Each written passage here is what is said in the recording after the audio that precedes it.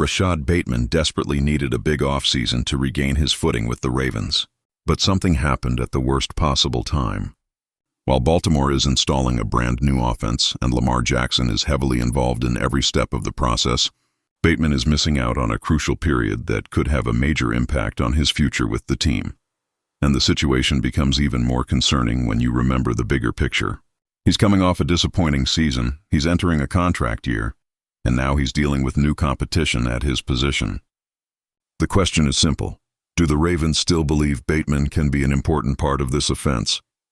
Because the next few months could end up determining a lot more than just his role in 2026.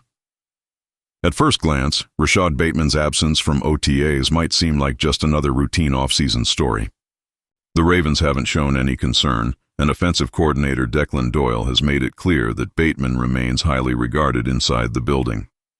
Even so, when I look at the full picture, I have a hard time treating this as something completely insignificant. Baltimore is installing an entirely new offensive system under Doyle. These practices are exactly where quarterbacks and receivers start building chemistry, fine-tuning route details, and developing trust within the scheme. It's not just about running around on a football field. It's about learning how the offense is supposed to operate, understanding what the coaching staff expects, and building the kind of connection that shows up on Sundays. He's an early morning guy, so a lot of times I'd be going to work out, and he's in there doing stuff by himself at times. I've been pleased with him. That quote from Declan Doyle shows the team recognizes Bateman's effort and isn't viewing this as a disciplinary issue. At the same time, the reps he's missing are being handed to receivers who are showing up every day. And in my opinion, that's the most important part of this story. Opportunities in the NFL rarely sit around waiting for someone to come back and claim them. Adding to the concern is the fact that Bateman is coming off a disappointing season. After showing real promise in 2024, his production dropped to just 19 catches, 224 yards, and 2 touchdowns in 2025. When a player enters a pivotal year in his career after a significant decline in production, every practice matters. So while this isn't a reason to panic, it is happening at a time when Bateman needed every possible opportunity to reinforce his value within Baltimore's offense. There's one factor that makes this situation much more significant than simply missing a few voluntary practices. Rashod Bateman is entering the final year of his contract, and anyone who follows the NFL knows that contract years are essentially extended evaluations. Every game, every practice, and every sign of progress is closely monitored as teams determine what a player's future should look like. Bateman signed a 3-year, $15 million extension back in April of 2024. At the time, the expectation was that he would continue developing and become an increasingly important part of Baltimore's offense. Instead, the opposite happened. His production fell dramatically in 2025, finishing with just 19 receptions, 224 yards, and 2 touchdowns. For a receiver trying to establish himself as a key piece of the offense, it was an extremely disappointing season. That's why, when I look at the current situation, I see a lot more pressure than most fans probably realize. Bateman isn't just learning a new offense. He's trying to convince the Ravens that he deserves to remain part of the organization's long-term plans. And when a player enters a contract year after a down season, every little detail starts carrying more weight. What's interesting is that nobody inside the organization seems to be turning this into a conflict. There's no public drama, no controversy, no signs of tension between the player and the team. But that actually makes the evaluation even more straightforward.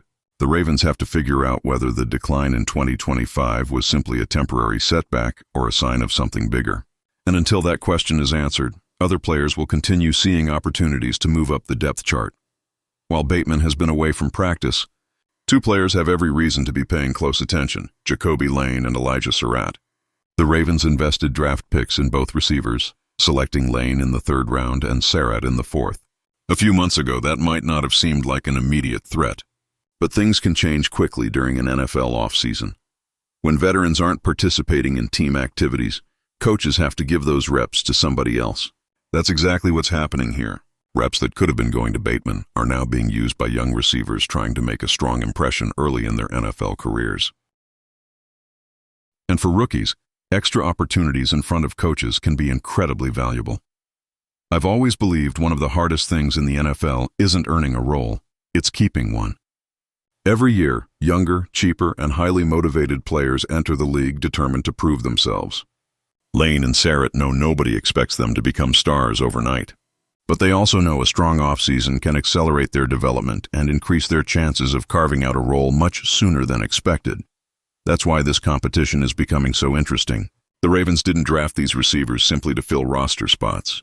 They want competition. They want to push their veterans. They want to find out who truly deserves playing time when the season begins. And the more reps these rookies accumulate in the new offense, the harder it becomes for coaches to ignore their progress when it's time to sort out the depth chart.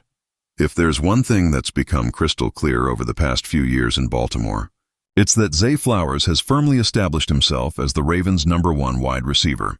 Any conversation about Baltimore's receiver room starts with him. Back-to-back 1,000-yard seasons and 2 Pro Bowl appearances have cemented his status as Lamar Jackson's top weapon in the passing game. That completely changes the situation for Bateman. A few years ago, there was real hope that he could eventually become the team's top receiver. Today, that conversation is basically over. Flowers has taken ownership of that role without question. Meanwhile, Mark Andrews remains one of the focal points of the offense and continues to command significant attention from opposing defenses every time he steps on the field. In my opinion, this is one of the biggest challenges Bateman faces right now. He doesn't need to compete with Flowers for the WR1 spot anymore. That battle has already been decided. What he needs to prove is that he's still valuable enough to force defenses to respect his side of the field. When Bateman is playing at his best, the Ravens' offense becomes much harder to defend. And that may be the most important question facing Baltimore right now. The Ravens don't need Bateman to be a superstar. They don't need him putting up all-pro numbers. But they do need him to be a legitimate threat. They need him to make defenses spread their attention across the field.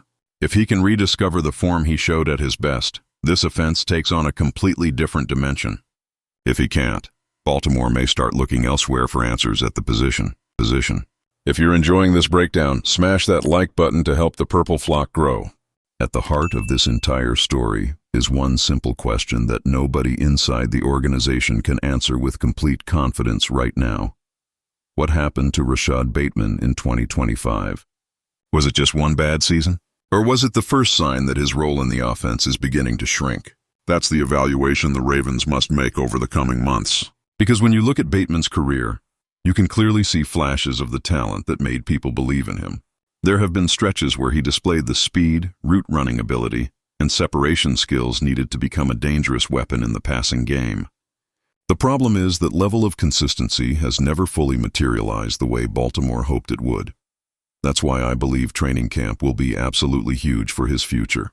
The coaching staff already knows what Bateman looks like at his best. What they need to find out now is which version of him will show up in 2026.